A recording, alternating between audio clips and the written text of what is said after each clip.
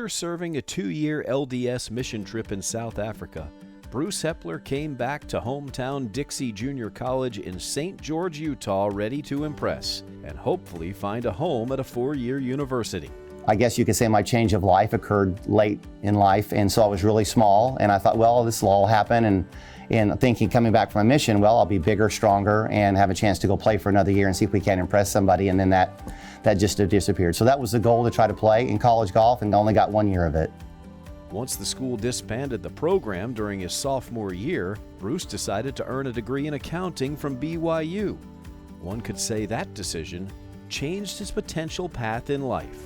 I wanted to be a CPA, and after one tax season and studying for the CPA exam, I decided that's not what I wanted to do, and began to think about what other careers I might have, and thought about athletic administration. His decision to pursue athletic administration led him to the University of Massachusetts to earn his master's in sports management, where he also spent a year as the head coach of Amherst College's men's and women's golf teams in 1987. And so I'm doing that all the while thinking about administration, but that really created in my mind how much more enjoyable that was. It's young people, it's helping people. Needing an internship to complete his schooling, Heppler landed at the University of Nevada, Las Vegas as an administrative assistant in the heyday of the men's basketball Runnin' Rebels. I convinced them to give me an internship for a year, thinking if I took enough work off whose ever desk I was working for after a year, they wouldn't want it back. In the middle of that, the Las Vegas founders, who really run golf in Las Vegas, decided they didn't want to have the worst college golf team in America. They started the Rebel Golf Foundation, and I wasn't making any money, so I said, well, I'll do the accounting for that. And one thing kind of led to another in my involvement with Dwayne, and got my job that I wanted, and about a year later, he came to me and said, look, we've done really well here, you've helped me. At that time, there really weren't any full-time assistant coaches in college golf. There were people who were doing grad work and stuff. And he came to me and said, I've been down to the office, and I've convinced him that I'll stay here. I've had a couple opportunities, and I'll stay if I can hire you. Shortly after, Heppler began his full-time career in coaching with UNLV and impressed many along the way, especially after helping sign Warren Skuda from South Africa, who went on to win an individual national title in 1991. Enter Oklahoma State, one of the premier programs in college golf. And at that point, Coach Holder was in Oklahoma State, was beginning to work on finishing and building Karsten Creek. And I thought, well, he's won 8 or 9 titles, build a golf course with Tom Fazio, how do you not go and do that? Despite limited experience as an assistant at a major program, Georgia Tech came calling, hoping to lure Heppler to Atlanta. And I just got this call from Dr. Rice and said, hey, we'd like to come down here and interview. And I remember walking into his office, and I was terrified. And I'm from a little town in Utah, and they have all these forks down here and knives, and I've got to figure out how to be a Southern gentleman and all this stuff, right? And I walked in the office and he said, look, I've asked these 3 different groups of people who I should hire, and your name is basically 8 out of 10 is the first name out of there, so this is your job. And I'm standing there, and I had no expectations for that. And he said, now you're interviewing us. As a first-time head coach, the first couple of years at the helm provided valuable lessons for Heppler. I do have some regrets probably as to how hard I was on those guys trying to institute principles that maybe work somewhere that don't work everywhere, and then to learn to be authentic as to who I am and how to be, and not try to be somebody else. So it was a real learning period for me, which is probably part of the reason why we struggled.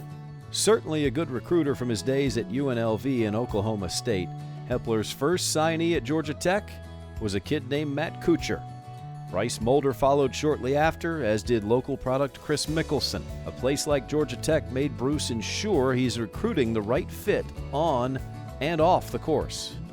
He is one of the most genuine souls you'll ever meet.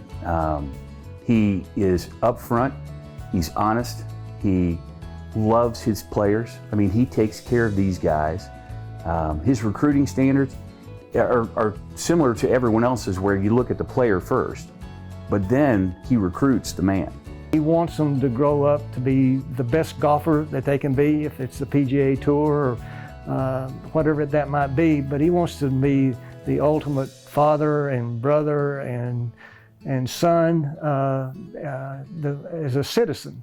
And so I think that he puts that into all of his players, I think that helped them to become the All-Americans that they have become. Finding the perfect fit on and off the course and connecting with his players early has allowed Heppler to build the trust needed in order to have tough conversations when necessary to help achieve their goals. He was like, you know, you probably don't want to hear this, but he was like, your short game's got to get better if you want to play at the next level. He was like, I've seen it, you know, for 30 years now. He was like, you know, you just got to get better at chipping and putting if you want to play at the highest level. And that kind of hit home for me. You know, I needed to hear that, and I always took criticism really well. I wanted to be coach. I wanted to, you know, that's the reason I came here, is to have a legend like Coach Heppler, you know, guide me in the right direction. So went home, worked my tail off over the off season, came back, finished second team All-American that year, and then went on to have a really good summer and win the USAM. So I guess you could say that meeting kind of changed my life. And, you know, we had a lot of those meetings, but for some reason that one just kind of hit home. It's not about making a difference to win, but making a difference in how they look at things and do that and then see dreams come true. I just can't think of a better job. After a slow start, Heppler's program has never looked back, returning to the NCAA championship in year 3 in 1998. Georgia Tech has advanced to every NCAA championship since then and finished runner-up on multiple occasions. 13 ACC titles, nearly 30 tournament wins, over a dozen All-Americans, and 3 U.S. Amateur champions.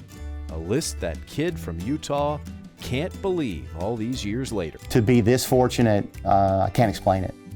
It's like you just wake up every morning and you just have to pinch yourself that you get to go do this. And that's how I felt for almost 40 years now doing this, and look forward to it every day.